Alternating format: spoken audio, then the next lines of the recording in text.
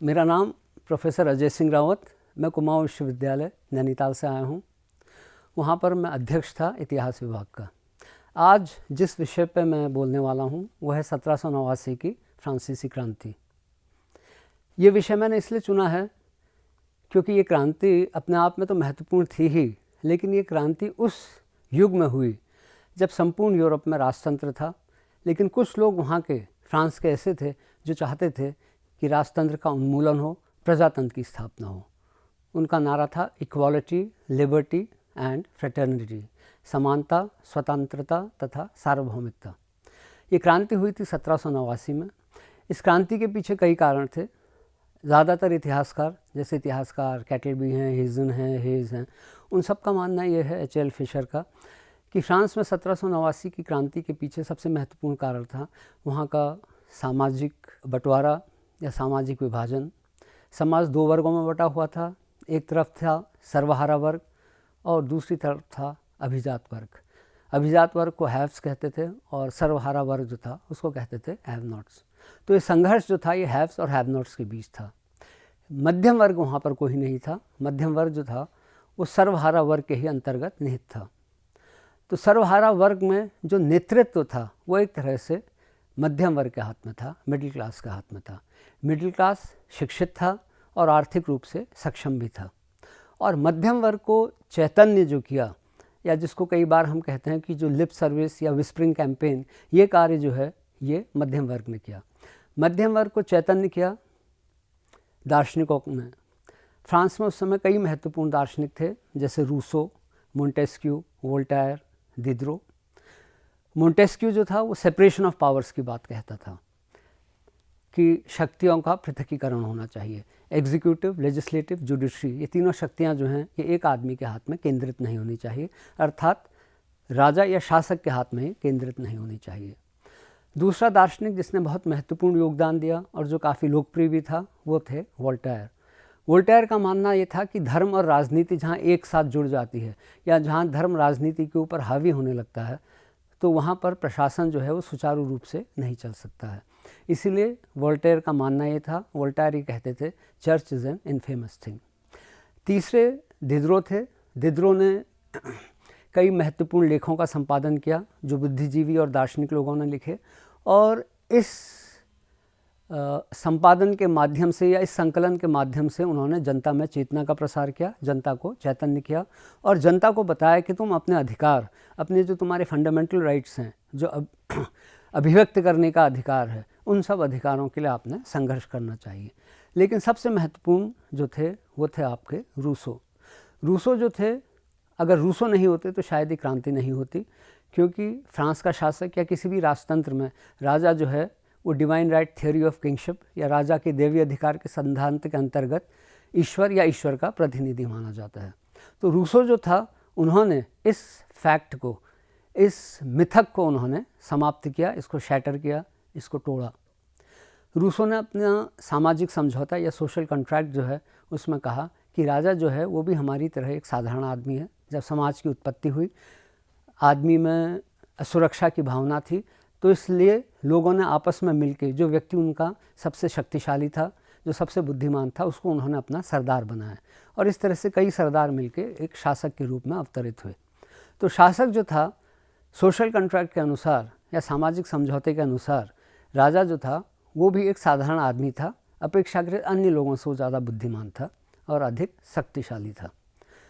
तो राजा के पीछे जो सोशल कॉन्ट्रैक्ट था, सोशल कॉन्ट्रैक्ट ने उस मिथक को समाप्त किया कि राजा ईश्वर है या ईश्वर का प्रतिनिधि है। तो दार्शनिकों का योगदान बड़ा महत्वपूर्ण रहा और उन दार्शनिकों को समझने के लिए फ्रांस में अन्य राज्यों की अपेक्षा, जैसे यूरोप में अन्य राज्यों की भी वही स्थिति थी जो कि फ्रांस में थी, लेकिन क्रांति फ्रांस में ही हुई। फ्रांस में क्रांति इसीलिए होती है क्योंकि फ्रांस में एक ऐसा मध्यम वर्ग था जो आर्थिक रूप से सक्षम था, शिक्षित था और चैतन्य भी था। और इसका सबसे अच्छा उदाहरण ये मिलता है कि क्रांति से 12-13 वर्ष पूर्व फ्रांस में सिर्फ एक समाचार पत्र छपता था जिसका नाम था जर्नल डी पेरिस। लेकिन क्रांति से पूर्व फ्रांस में 300 से अधिक समाचार पत्र छपने लगे थे। 1788 तक, 1788 तक फ्रांस में 300 से अधिक समाचार पत्र छपने लगे थे, जिससे ये स्पष्ट होता है कि फ्रांस की जनता बहुत ज़्यादा चैतन्य थी, मध्यम वर्ग जो था वो बहुत ज़्यादा चैतन्य था।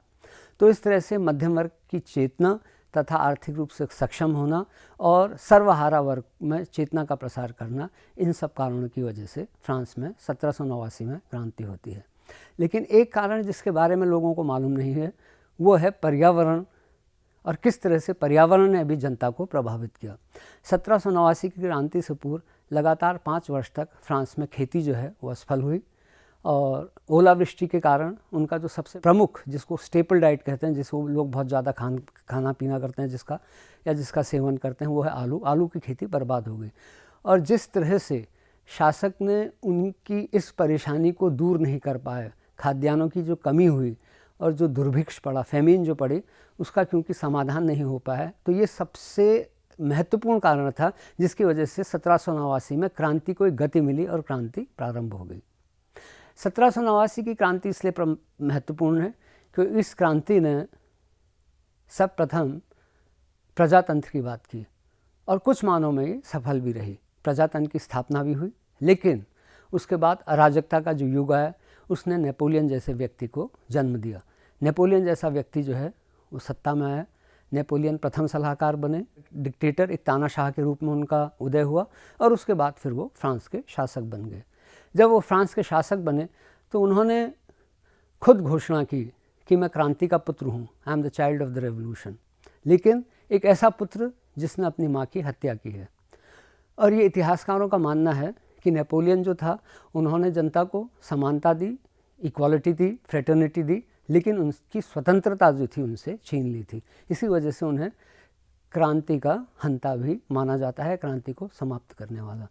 तो 1789 की क्रांति एक महत्वपूर्ण क्रांति थी, एक ऐसी क्रांति जिसने जनता को चैतन्य किया, प्रजातंत्र की बात की। सर्वप्रथम यूरोप में प्रजातंत्र की बात आई और लोगों ने महसूस किया शासन को सुचारू रूप से चलाने के लिए आवश्यक है कि प्रजातंत्र की स्थापना हो, और इसके लिए 1789 की क्रांति जो है वो बड़ी महत्वपूर्ण है, क्योंकि उसने न केवल फ्रांस बल्कि संपूर्ण यूरोप और संपूर्ण विश्व में वो ज़मीन, वो मिट्टी तैयार की जिसके आधार पर प्रजातंत्र की स्थापना बाद में संपूर्ण विश्व में, लगभग संपूर्ण विश्व में इसकी स्थापना हो सकी। 1789 की क्रांति का एक बहुत ही महत्वपूर्ण पक्ष जो है वो है हमारा पर्यावरण। पर्यावरण या जिसको हम कह सकते हैं लैंडस्केप में 1789 की क्रांति ने बहुत ज़बरदस्त परिवर्तन किया। 1789 में जिन लोगों ने क्रांति की वो ऐसे लोग थे जो अपने समय से आगे की सोचते थे। दे वर वेरी बिग मेंटली, उनके Horizons were very big, they had a very wide perspective.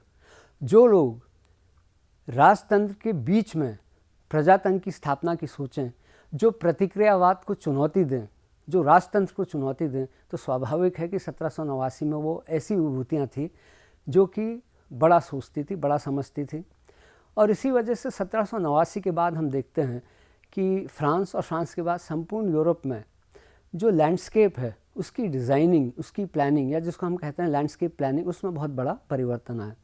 1789 के बाद फ्रांस में ऐसे पार्क देखने को मिले जो बहुत बड़े थे, जिनका साइज़ बहुत बड़ा था और जो बहुत ही सुंदर थे, और ऐसे पार्क थे जिसमें एवेन्यू ट्रीज़ थे, ऑर्नामेंटल ट्रीज़ थे, और इसके साथ साथ ऐसे वृक्ष थे जिसमें चिड़िया लोग नेस्टिंग कर सकें, बटरफ्लाइज आ सकें। तो इस तरह की बागवानी उन्होंने की।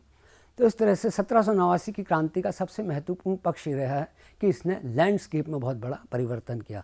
इस तरह के बगीचे बनाए गए, इस तरह के पब्लिक पार्क्स बनाए गए जो बहुत ही सुंदर थे, जो जनता के सौंदर्य बोध को ध्यान में रखते हुए जिनका निर्माण किया गया, और जो अपने बैकग्राउंड के साथ ब्लेंड करते थे। ऐसा लगता था कि बैकग्राउंड का ही एक हिस्सा ये पार्क भी है, कहीं पर उनमें कोई विरोधाभास नहीं देखने को मिलता था। इस तरह से उसकी प्लानिंग और इस तरह से उसकी स्कीमिंग की गई। तो इस तरह से 1789 की क्रांति केवल प्रजातंत्र की दृष्टि से ही नहीं बल्कि पर्यावरण की दृष्टि से भी बहुत ही महत्वपूर्ण क्रांति है।